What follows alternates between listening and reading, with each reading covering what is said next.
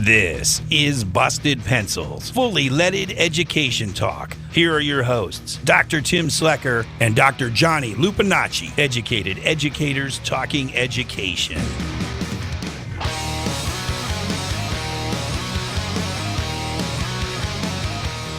There it is.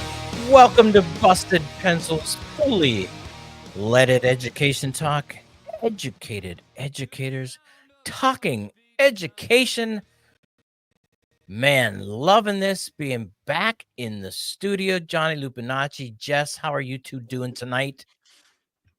Doing great, Tim. It's awesome to be, chopping it up with you and with Jess. And, I'm not going to spoil it, man.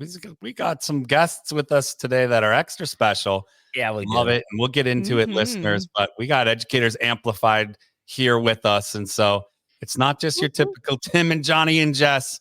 It's the full crew, the education media empire OGs. There it is. Some of my heroes, my favorite podcasters. But we got Teacher Hallie and Teacher Joanna, Educators Amplified, in the house with us.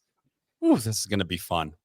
It's been, I said, I can't wait to have this conversation. Well, you know what, Teacher Hallie, Teacher Joanna, how are the Educators Amplified team? How are you guys doing? Teacher Hallie. We're both like, Joanna pointed first. I'm doing really well. I'm feeling good. And yeah, I feel good. I don't really know what else to say. Okay. All right, Teacher Joanna, you're up. Yeah, I would say I am generally good as well. Yeah, lots of kind of like changes and updates in my personal life in terms of I'm newly an empty nester. Boy. And thoughts around that. But oh my gosh, in general, pretty good. Well, it's so great to have all of us back together. And we said, we'd gotten so used to having you guys every Wednesday night when the show was truly dropping as, all those live shows. And so the idea to have Educators Amplified back in the house with us to be talking about just all of the things we did, Teacher Hallie, Teacher Joanna, Johnny, all of this work we're doing in public education, the support of democracy, but putting it out there right now. So we haven't had you guys in probably 2 months now. So what are Educators Amplified up to? Teacher Joanna, you go first at this point. From the Educators Amplified standpoint, what are you two up to? What's coming? What should we be looking for? Well, in terms of Educators Amplified, Hallie and I still do a lot of kind of planning exactly what we want to do next. I'd say our focus has really been on ourselves and some on the ground work. We're constantly in conversation with one another about what is it that teachers need and want to hear about and want to be a part of. And honestly, I mean, I can get into that teachers are really just chronically fatigued and chronically stressed. And so even when we think about our content and our mission, we're just being really, really attentive and careful to plan something. We're kind of in this hiatus a bit mode. So while you guys have been on a little break, I would say we have been in terms of producing things, but we've actually been really connected, Hallie, right? In Yes. terms of developing the next dream, the next roadmap. Yeah, I think too with Educators Amplified, the biggest thing is obviously finding ways for teachers' voice and expertise and professionalism to be shared and amplified. And it continues to amaze me how much teachers are not involved in your child's education or really what is taught in schools. Like their professionalism has been really stripped away. And so it's interesting where Joanna and I are happy to amplify those voices. At the same time, we spend a lot of our time too, just like trying to help bring hope and inspire and empower, or just like help teachers be like bring them back up to you are the expert, because the system has, I guess, beaten them down so much to believe that they're not.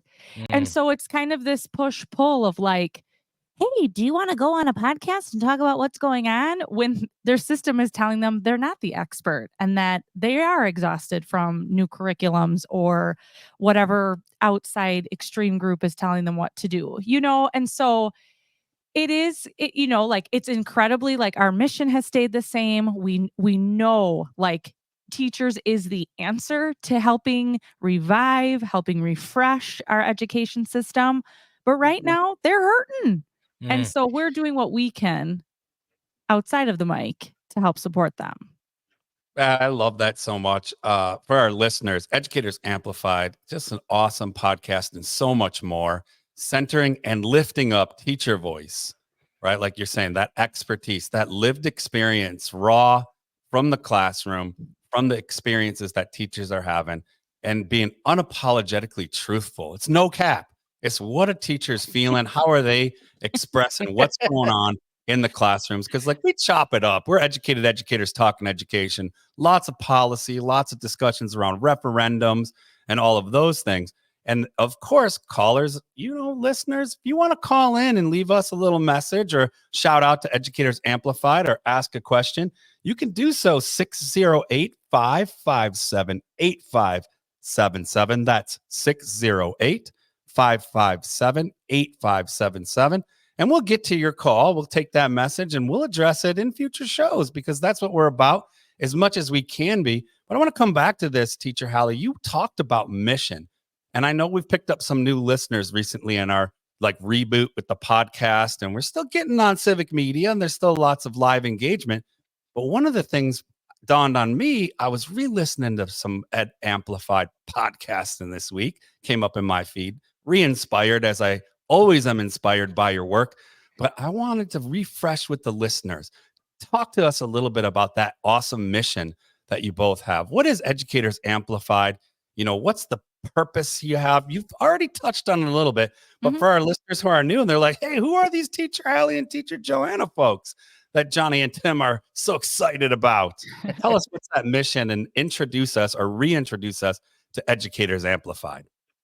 Yeah. So Educators Amplified, I would say simply is just really, how do I say it to people? Shoot, I'll just say it's a labor of love as far as we are really here to help bring hope, bring a space of understanding, and help transform our public school systems into a space that honors and respects teachers, and then therefore meet the needs of children in appropriate and developmentally appropriate ways. And so we just know as educators ourselves, what the educator experience is like. And oftentimes people think they understand what it's like to be a teacher, or they think they understand what schools should be or what should be taught. But I'm sorry to say, you really don't know unless you're an expert. Go on, Joanna. Well, and we give teachers, ourselves being two of them, but then our guests as well, the space to speak for themselves. Because our experiences, when you're saying, Hallie, people think they understand. I also hear that and people speak for us all over the place. They're like, this is what teachers need, and this is what teachers want, and teachers this and teachers that. And we, for years, were standing there being like, no. Oh, no. And because we had such a partnership in being teaching partners for over a decade, we just, I think, empowered one another to be like, no, we're going to speak this truth. We're going to kind of share how things really are. But it really was out of frustration of every, school board meeting and newspaper article that you will rarely hear the direct, unfiltered voice of a teacher. They may be invited to speak, but it is with a clear understanding that you're there to support somebody else's idea or talk about some initiative in a scripted, dictated way. And so Educators Amplified is a space for teachers themselves. One of our catchphrases is, we see you, we hear you, we are you. It's a space for educators themselves to feel seen and understood. But also, we highlight educators too, to share their stories. And you will just hear honestly, like, I am so in love with teachers. I always tell Mhm. Hallie that when I'm like, "Oh my god," when I can't handle what's going on policy-wise, I'm like, "Good thing that I always believe in teachers." Mhm. I always believe in teachers and their professionalism and their ability to do what needs to be done despite. And so, yeah, Educators Amplified is a space to hear the direct voice and direct experience of teachers. Oh, Of the busted pen professionals. love it. Yeah, Teacher Hallie and Teacher Joanna. So truly educators amplified, Mhm. amplifying that teacher voice, loving that too. And I'm so glad to have you back to remind us of that. Hallie, I was thinking of this when you were saying it's just like, teachers, what do you think? Is never a question that a principal, a superintendent, a journalist, a podcaster, anybody ever says, "Hey, teachers, what do you think?" It's like you said, you just reminded me of this is going, teachers, here's what we've done for you. Here's what we've done to you. Here's what Mhm. we're going to do about you. But the Mhm. question of what do you guys think? It's just not part of what we do. And so that's what's so happy, which makes me so happy about having you guys back on the show is that we get to amplify that voice for the teachers that are out there listening right now or sitting there going, whoa, wait, we have a voice. We want to remind you, yes, you absolutely have a voice. It Mhm. may have gotten lost. It may have gotten suppressed. It may have gotten thrown out in these years, but we need it to come Mhm. back.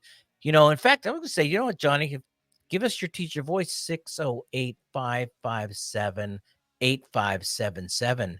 That's the Busted Pencils mailbag. We will amplify those voices for Educators Amplify because there just are not enough teacher voice. And again, to really be heard about what is truly at essence and what's at stake, what's going on in the classroom.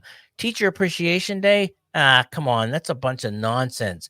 Teacher Appreciation Day is every day. The first appreciation we could offer to teachers, we could ask them, what do they think? It's Busted Pencils, fully leaded education talk. We are the insect in your ears. We crawl, all over you. We so cease to see us through. Our days are precious and so few. We all reap what we ever do. Until this sky no longer blue, we bring the dawn long overdue. We crawl, and we crawl, and we crawl all over you.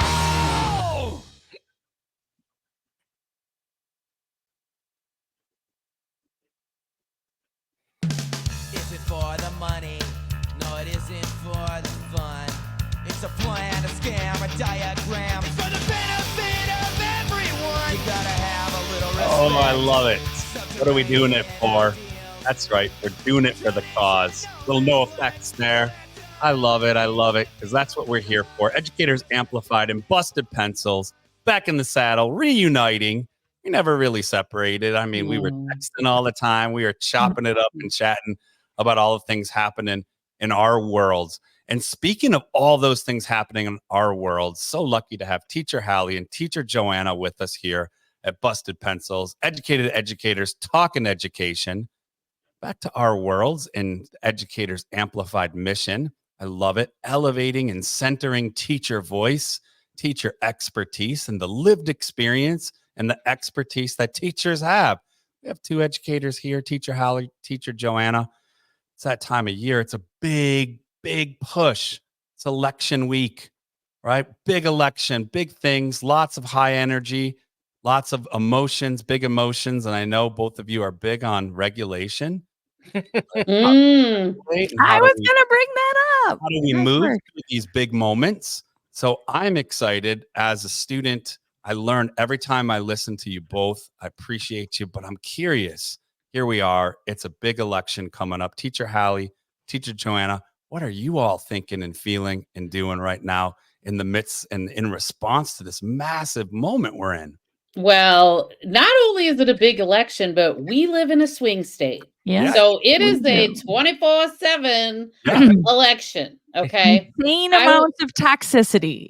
right. Like It's nuts. right. A couple of weeks ago, like earlier in the month, I was in Montana Mhm. and I was like, oh my God, there's like no political signs here. Like there's nothing. It felt like this void. And then you get back here. And so one thing Yeah. is truly us living in a swing state makes a difference. Like Yeah. it is, it is, it's everywhere. It's on every commercial, on every billboard. The amount of mail, the amount of mailers, the amount of texts, everything. So there really is a lot coming at us, and it has been for a long time. Mhm. So there's election anxiety, there's election fatigue, and so I can, I'm sharing that part of it. But then also what I think, and this is where Hallie and I also stay in communication about, um, like anything else with anxiety, you got to get out of your head and into your body. Mhm. You've got to like take action of some sort. So for myself, every time that I'm really, feeling maybe too overwhelmed or in my head about things, then I'm sure to take action. And I'm sure Hallie and I will talk about that in a little bit. But Hallie, do you want to share just how you're Yeah, I was feeling or what it's like? Yeah. So, I always just think about, because, right. I mean, whether it's the ads, texts, emails, flyers from political, candidates, it's Mhm. also texts and emails from friends or on social media, watching, your cousin who you're like, whoa, that was a closeted Oh, remark, whatever. And so, my it, cousin. no, it's probably Tim's neighbor. Uh, but I bring this up because, right, we're all about regulation and dysregulation. And with all of these things going on, we always talk about the 0 to 10 scale, 0 being you're a monk, I don't know, really peaceful, 10 being you are losing your mind. I think in Wisconsin, baseline is 5. Yeah. Like I don't even think I know anybody right now in Wisconsin who's 1, 2, 3, 4.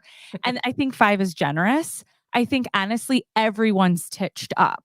And it looks different for everybody, right? Like some people retreat and become apathetic and they're like, I'm not even gonna vote. Some people become loud and aggressive and they're like, you better vote for this person or else. Like, and there's everything in between. And so managing then all of that jacks everybody up more because we just don't have that kind of emotional intelligence in our society. And so Wisconsin and lots of other swing states or all the other ones are going through this. And actually, today I was just texting with a group of my cousins who are more like minded, and they were getting frustrated with very loud, obnoxious comments. And I was like, okay, you guys, we have to remember the louder someone is, the more dysregulated they are. And so if we want to stay more regulated, we have to watch what we give our energy to.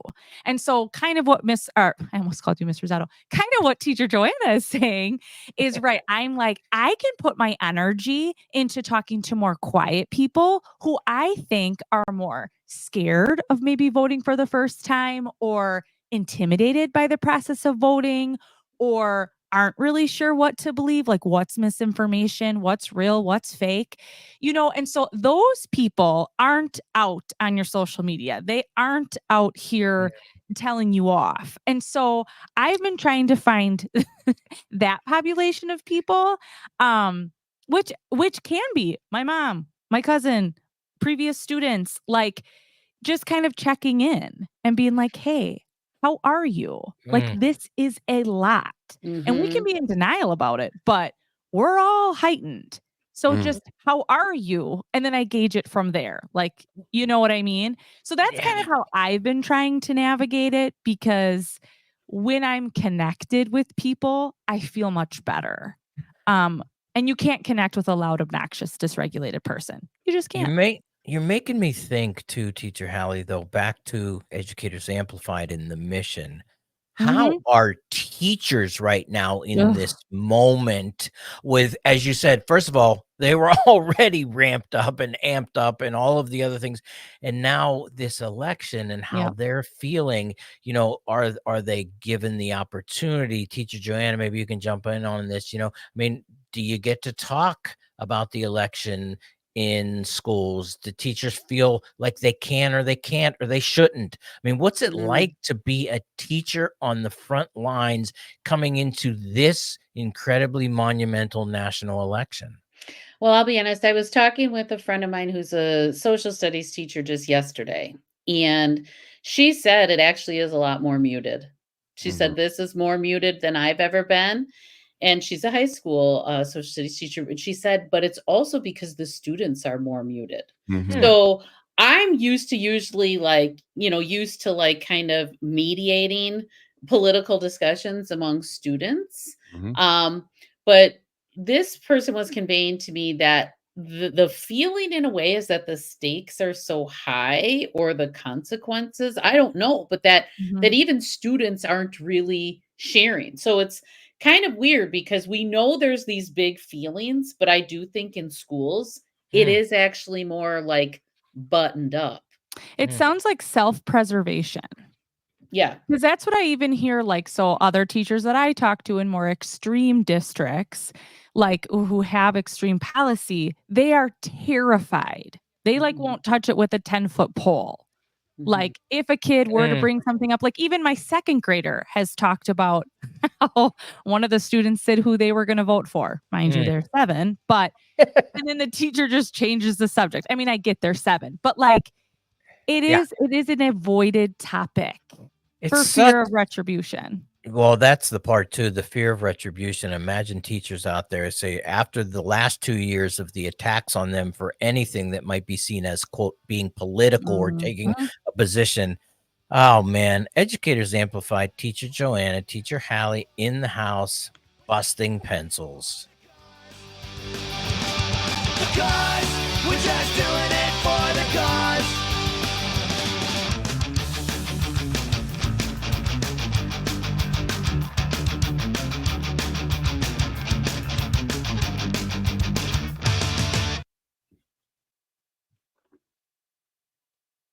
Any way you want it, that's the way you need it. Any way you want it. She loves to dance, she loves to sing. Oh, we love dancing on busted pencils. Any way you want it, yeah. We'll give it to you that way. It's Busted Pencils, fully leaded education talk. Educated educators talking education. Educators Amplified in the house. Teacher Hallie, Teacher Joanna, reacquainting ourselves. It's been a while since we've been together. So happy to be together. Kind of went over the Educators Amplified mission. Got into a discussion though too. Big election coming up in a few days here, and how are teachers dealing with the reality of such a monumental election coming up, and saying, what does it mean to be in a classroom right now? And do you feel as a teacher like you can talk about what you think? Do you feel like you have to be muted? Do you feel like you have to be censored? Are you worried that somebody might come after you for you having a political belief? And maybe even for somebody out there going, Tim, you know what? Actually, the reality is that teachers, you should keep that to yourselves. Wondering, what do we do? How do we make sense of this? Because I know teachers out there listening right now are going, man, there's only a couple more days. Teacher Hallie, Teacher Joanna, help me out.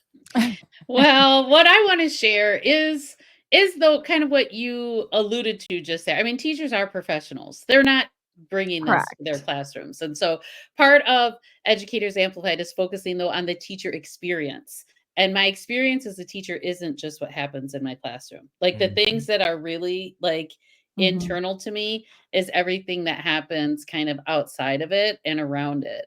So again, when I think about the election and being a teacher, here's a difference I noticed, and then something that I'm involved with. So as you know, Hallie and I are also strong union members, and so through our union, we get a lot of requests to Mhm. canvas, phone bank, like Right. Oh, girls Postcards. here, we know Mhm. how to work an election. Yep. Okay.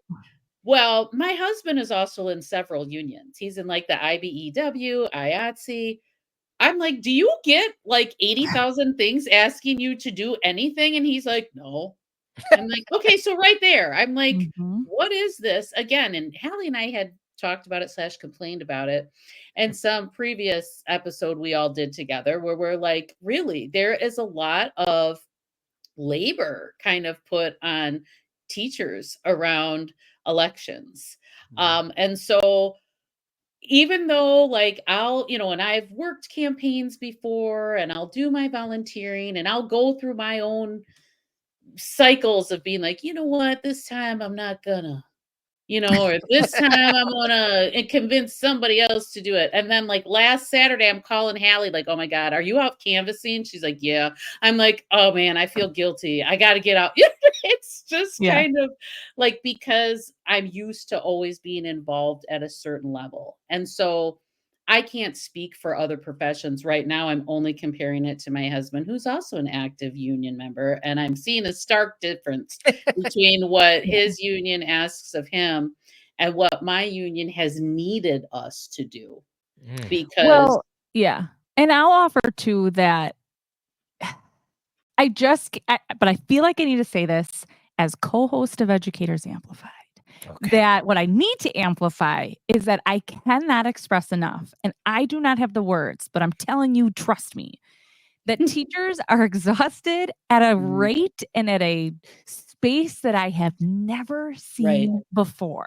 So not like maybe 5 years ago, like being asked to canvas, like I'd be like, all right, I can do it. I am like, even to get teachers through their day to day is a lot. That well, I'm I'm like, gonna then ask y'all, you guys are in higher education. Do you have to canvas? Do you canvas? Right. No, I didn't say it's or being very asked much directly from your union. I mean, it's a choice more for you. yeah, it is. And teacher Joanna, the way you pointed out too, the difference in your husband's union, and we've talked Mhm. about this. I was wondering if there's a little bit of a gender issue there that you're also potentially identifying, in that teachers unions are largely women organized, and so is this whole idea of, you know, that's women's work. Yeah, who knows? And like, but then literally the guilt we feel. So part of me sharing the story is saying that even when I set my boundaries, then I feel guilty. And I do it and I will end up doing it. And then that goes back to my whole like, okay, I'm taking action. So there's stuff I do like that for the profession. But then I'm also um I also do really get involved with get out the vote efforts just like as a person in terms of like something I really believe in. And I do Mhm. believe that more powerful than canvassing is talking with people and that people who are in your networks. Um so same thing. I was having this conversation with the social studies teacher I was telling you about, and I was talking to her about I really do have a tradition, for many years of former students who I have their information in my phone. I always send a text about a month before any election and say, hey, it's me just checking in. 'Tis the season. I check in for elections. Do you have a voting plan? Do you plan to order an absentee ballot? Do you want to vote early in person? Or you plan to go the day of to the polls? Do you know what any of that means? Because there really are some conflicting messages about like voting. It's easy. And yes, it is. Like I want listeners to know like it is easy enough that you can and you should do it, but there really are some things to understand. And I can even just tell you, I don't know if this bit, a quick story about one Yeah. of our former students so one of our former students, I see him regularly because he works at the grocery store that I go to. So just the other day, talking to him, I'm like, yo, have you voted yet? He's like, I did. He's like, I ordered my absentee ballot. He's like, but then I had my sister help me fill it out. And I realized like I needed her to sign as a witness, but then I thought she was my assistant. So then she filled that out. So then when I went to drop it off, I wanted to talk to them about it. And there was this line that said, early vote here. he's like, so I had the envelope in my hand and I thought, okay, this is early. Like, right, this envelope, I'm turning it in early. So, right, even right there, like not being clear what the difference between like an absentee ballot is and early in person. So he says, he's like, well, I wait in the line, and it was a long line.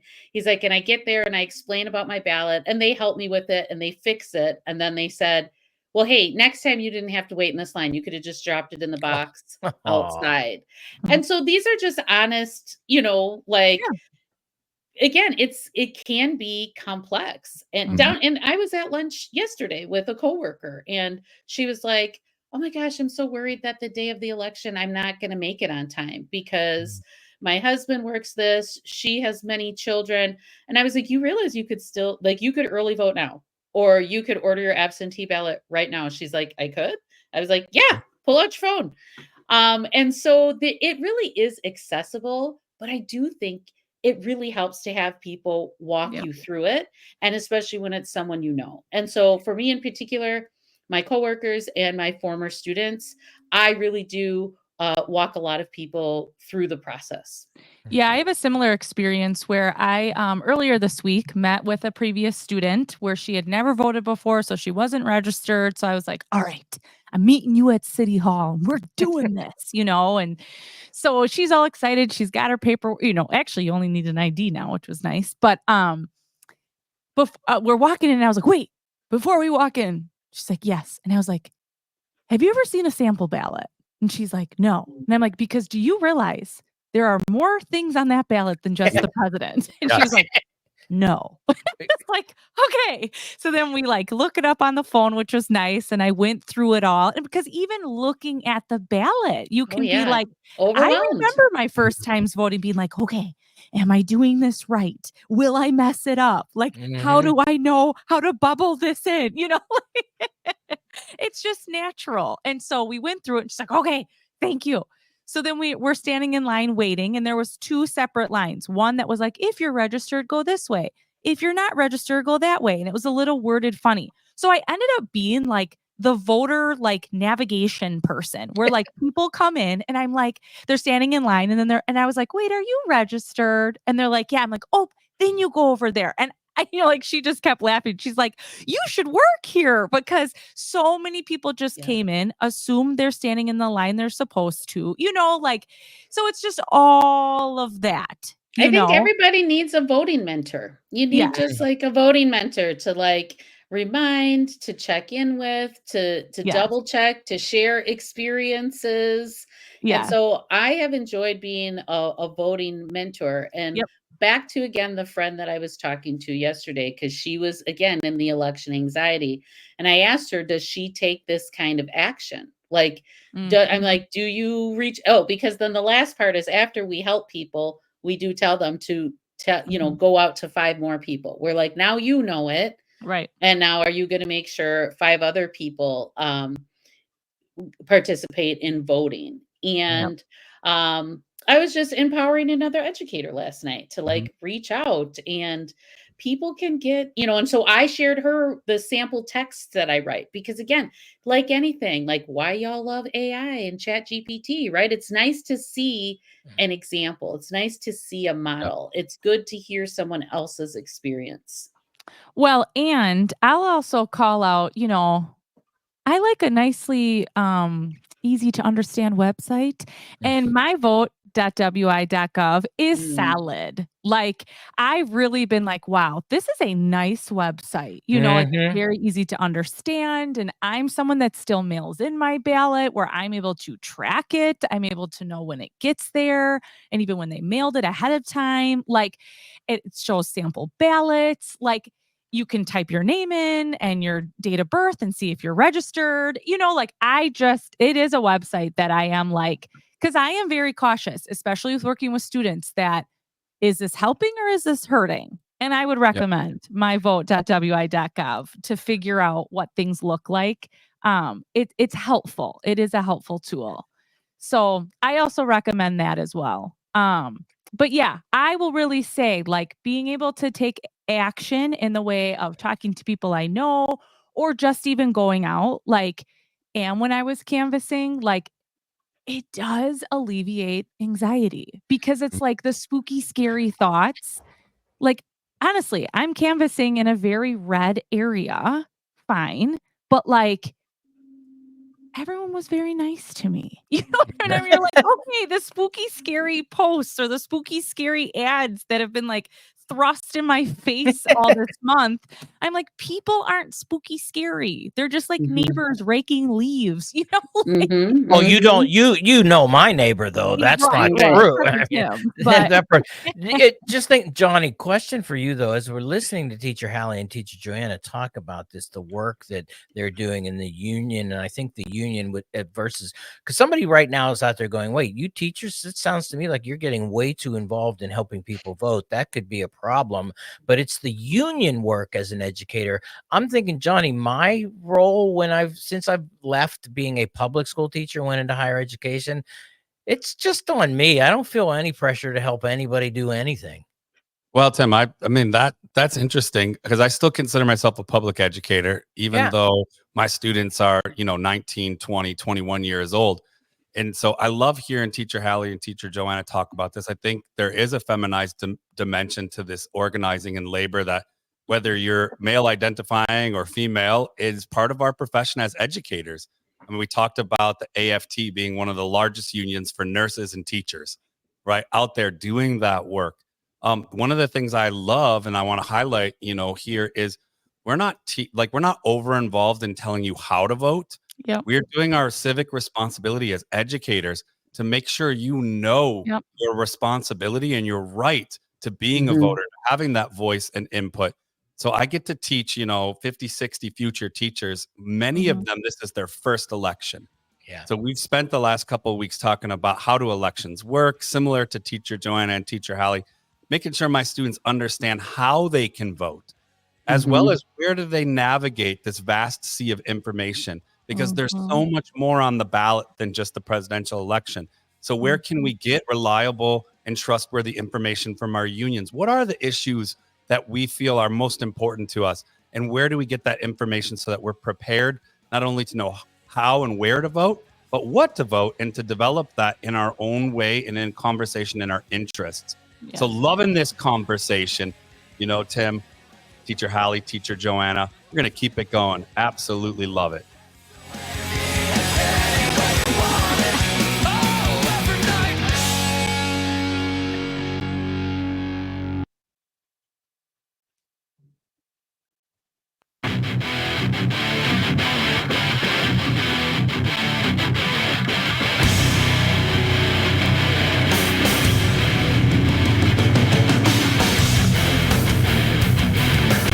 There it is. Busted Pencils, fully leaded. Education talk, educated educators, talking education. Special episode. Our most bestest friends ever.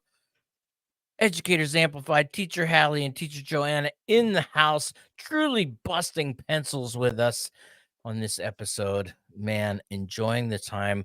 Special election. Just though, before we, kind of finish up a little bit more election talk, just give the listener the opportunity, though. Educators Amplified, where do I find it? What do I do? How do I get more of it? I want more Educators Amplified. Teacher Hallie, Teacher Joanna, help me. More. So we can offer that. So check out our website. It's just educatorsamplified.com. No apostrophes, no spaces, no underscores, but educatorsamplified.com. You can check out our Instagram or Facebook. That's just at Educators Amplified on both of them.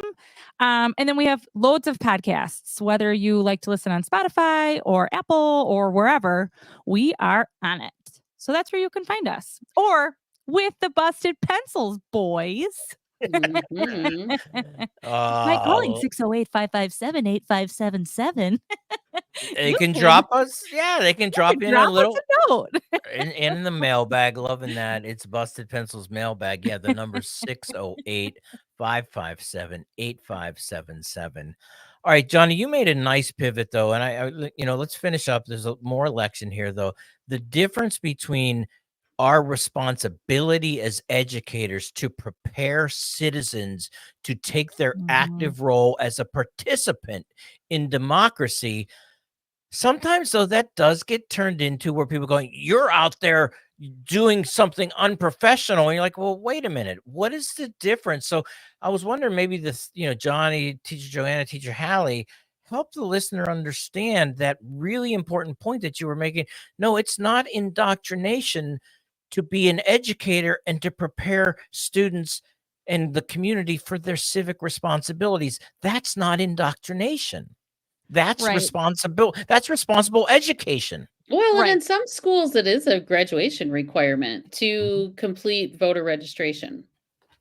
I'll There you also go. offer that, right? There's a different, as a professional, I know how to educate, right? Like, and Right. it's not just teaching is telling. It's not like I'm telling them what to think, how to think, open the brain, input the information. Teaching is much more complex than that. And that is what I see, that people who think this is indoctrination are very big in believing that, like, if you don't talk about it, kids won't know about it. Where I would think most educators who are effective are like, we have to talk about it so that students can learn critical thinking skills and they Mhm. can understand what's real, what's fake, what's a credible source, And so it's this concept of, can you talk about it or not? And education is talking about it. It's not telling them what to think. It's teaching them how to use their thoughts, their imagination, their creativity to explore, And so fundamentally, it's different ways of thought. And so that's what's frustrating as an educator. Like, Mhm. when I'm talking about voting, I'm increasing your confidence so Mhm. that you'll go do your civic duty. Mhm. I'm not talking about it so that you do exactly what I think and say. Like, it's more about building the confidence, the self-awareness, the ability than indoctrination. So that's how I look at it.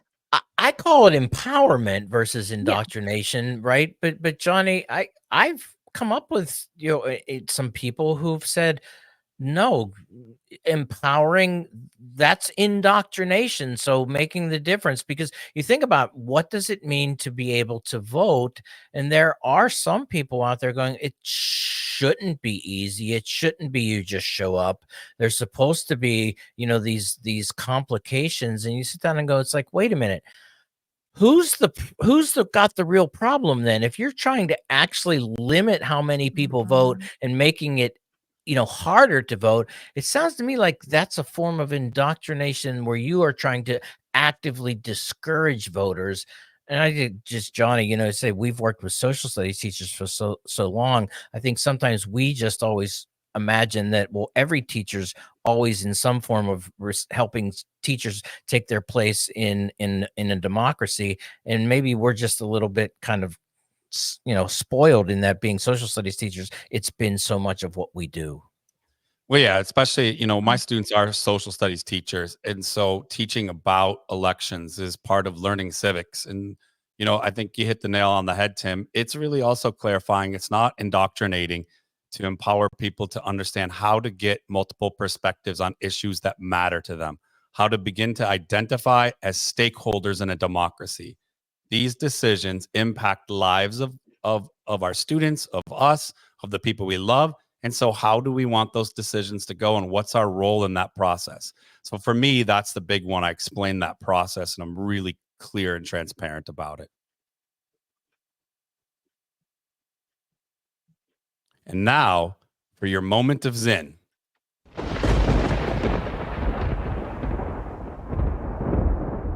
So, yes, they depend on our obedience. When we withdraw it, their power disappears. It's important to know that. It's important to know that every little thing we do helps. We don't all have to do heroic things. All we have to do is little things. And at certain points in history, millions of little things come together and change takes place.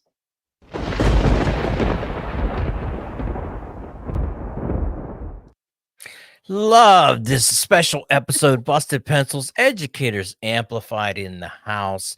Teacher Hallie, Teacher Joanna, it's been so great to have you guys back. And again, too, if you're out there, you're following the show, make sure you're on the Civic Media app. Download that Civic Media app because that allows you to constantly always stay in touch with Busted Pencils. Love the conversation that we were able to have tonight. Again, having you all back in the saddle, the things that we do, talking about teacher voice. And guess what? You know, as we are coming up the home stretch, teachers out there, you're doing your civic duty. It is not indoctrinating to empower people to take their role as an active citizen in a democracy. That is what it means to be an educator. And that actually is an amplified educator that's doing that kind of work. Busted Pencils. Check us out next time.